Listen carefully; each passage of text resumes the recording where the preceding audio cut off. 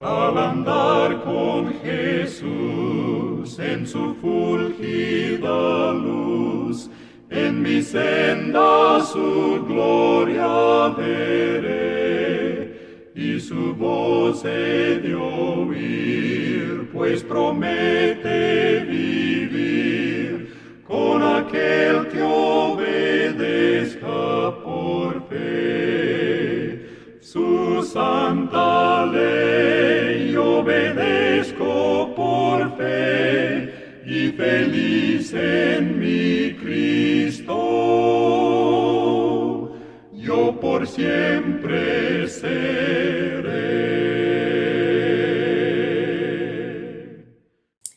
Lección número 11. El pacto. El verso a memorizar se encuentra en Jeremías 31:31. He aquí que vienen días, dice Jehová, en los cuales haré nuevo pacto con la casa de Israel y con la casa de Judá. El versículo de memoria nos habla de un nuevo pacto, y aunque la Biblia habla de pactos en plural, hay solo un pacto básico, el de gracia, en el que Dios otorga la salvación a los seres caídos que la reclaman por fe. La idea de pactos, en plural, surge de las diversas formas en las que Dios expone la promesa esencial del pacto, a fin de atender las necesidades de su pueblo. La salvación que Dios provee es un don inmerecido del que no somos dignos, y la respuesta humana a ese don debe ser fidelidad y obediencia. Siempre escuchamos decir el mundo cada vez está peor, pero es interesante ver el comentario que hace la sierva del Señor en Patriarcas y Profetas, la página 80. Dios había dado a los hombres sus mandamientos como norma de vida, pero su ley fue quebrantada y como resultado cometieron todos los pecados concebidos. La impiedad de los hombres fue manifiesta y osada. La justicia fue pisoteada en el polvo, y las lamentaciones de los oprimidos ascendieron al cielo. Y todos sabemos que Dios decidió destruir el mundo con un diluvio, pero antes eligió a un pregonero de justicia para que predicara, advirtiera la destrucción y construyera un inmenso barco, de manera que todo el que creyera entrara en él y se salvara. Luego del diluvio, cuando todo volvió a la normalidad, Dios estableció un pacto, el cual le expresa a Noé diciendo: estableceré mi pacto con vosotros y no exterminaré ya más toda carne con agua de diluvio, ni habrá más diluvio para destruir la tierra. Mi arco he puesto en las nubes, el cual será por señal del pacto entre mí y la tierra. Esto nos dice que el pacto era universal, el más universal entre los pactos bíblicos, porque aparte de incluir toda la humanidad, incluía a los animales y toda la naturaleza. Otro detalle es que es un pacto unilateral, o sea, Dios no está exigiendo ningún requerimiento o estipulación de aquellos con quienes estableció su pacto. Otro detalle es que este pacto es incondicional, o sea, no está sujeto a ninguna condición, a diferencia de otros pactos. La prueba de este pacto es ese precioso arco iris que solemos ver al final de la lluvia, como recordándonos: no teman, que no va a seguir lloviendo, porque nunca más será destruida la tierra con agua. Y yo pienso que Dios es tan tierno, tan considerado, que tomando en cuenta que esa tragedia traería malos recuerdos y como si fuera un trauma llenaría al hombre de temor, por eso hizo este pacto y como señal nos dejó este visible arco iris cuya belleza nos da paz, tranquilidad y esperanza. El Señor hizo un pacto con Abraham, donde él lo iba a bendecir y con él a todas las familias de la tierra. Este pacto incluía que Abraham iba a tener la bendición de que su descendencia sería como la arena de la mar, que no se puede contar. Y en esa bendición estarían incluidos en ese pacto todos los que por la fe decidieran pertenecer al linaje de Abraham. Ahora Abraham obedecía, creer en Dios. Él debía obedecer y creer en Dios con una fe ciega. Y muestra de eso fue que Abraham dejó su tierra y su parentela y fue a una tierra que Dios le iba a mostrar. Como condición de ese pacto, también todo varón debía ser circuncidado. Esa era la señal de que entraba en este pacto. Y también a Abraham le fue cambiado el nombre de Abram a Abraham, padre de muchedumbre. Sin embargo, Abraham no fue salvado por obra, sino por la gracia salvadora, igual que el ladrón en la cruz. Y este hombre cumplió con la parte del pacto, no porque sea perfecto, sino porque fue obediente, lo que reveló la fe que se aferra a la promesa de salvación. Sus obras no lo justificaron, en cambio, las obras mostraron que él ya estaba justificado. Luego vemos donde Dios cita a Moisés y a los principales líderes del pueblo para hacer la ratificación del pacto de acuerdo con las instrucciones de Dios. Aquí los israelitas recibieron las condiciones del pacto.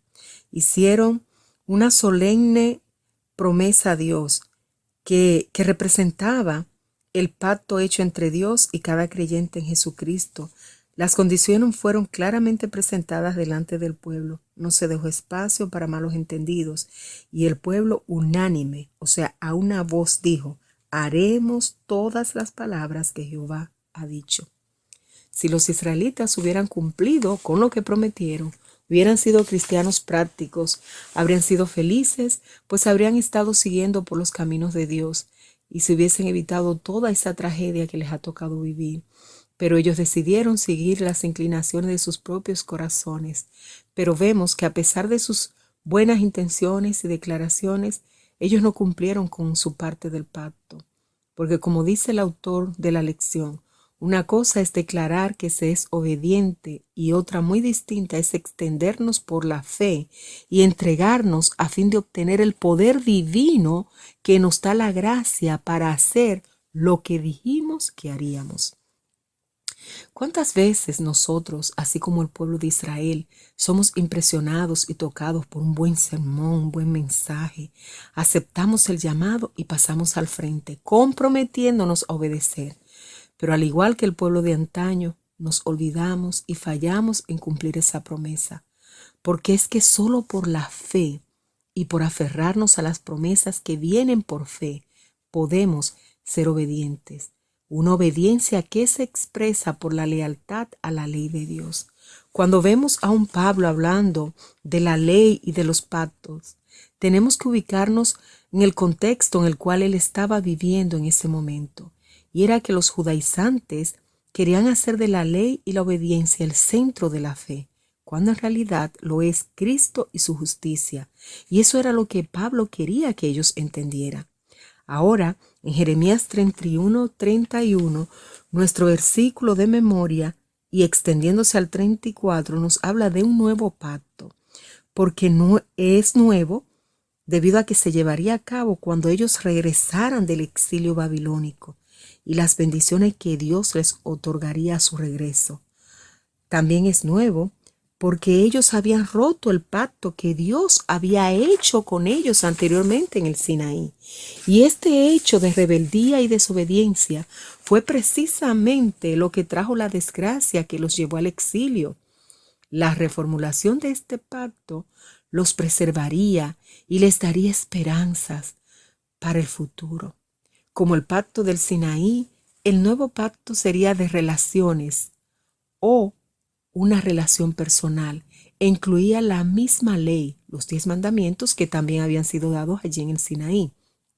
Pero ahora deberían estar escritos no en tablas de piedras, sino en sus corazones, donde debieron haber estado siempre. ¿Cómo se lleva esto a cabo? A través del Espíritu Santo, quien la escribe sobre las tablas del corazón. En vez de tratar de establecer nuestra propia justicia, aceptamos la justicia de Cristo.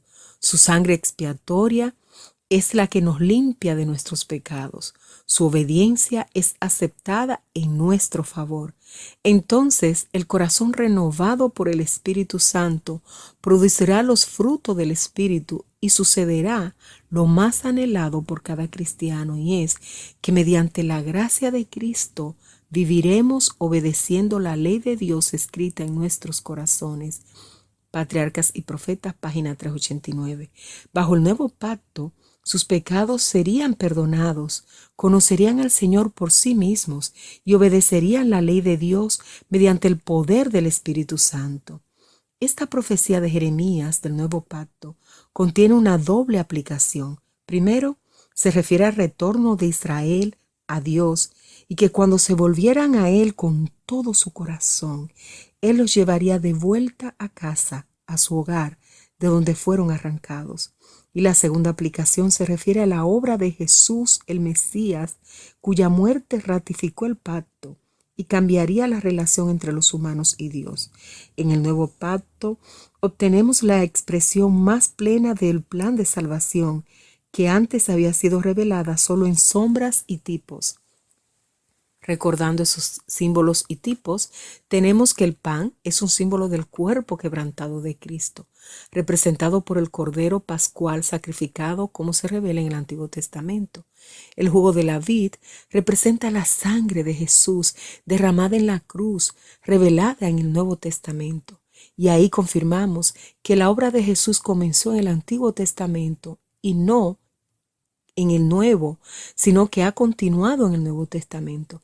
Como podemos ver, el pan y el jugo proveen el resumen más breve de la historia de salvación, y más cuando recordamos que Jesús celebró, no solo cuando Él celebró la Santa Cena, no solo lo estableció como ejemplo para hacerlo por el resto de nuestra estadía aquí en la tierra, sino que allí mismo despertó la gran esperanza al prometer que no lo bebería más hasta aquel día en que lo beba de nuevo con nosotros en el reino de su Padre. Y debemos proponernos todos participar con nuestro amante Salvador en ese pacto de salvación para también poder participar en esa gran cena de comunión que se celebrará en la patria celestial. Que Dios nos bendiga y será hasta la próxima entrega. Andar con Jesús en su fulgida luz, en mi senda su gloria veré, y su voz he de oír, pues promete vivir con aquel que obedezca por fe. Su santa ley obedezco por fe, y feliz en mi Cristo, yo por siempre seré.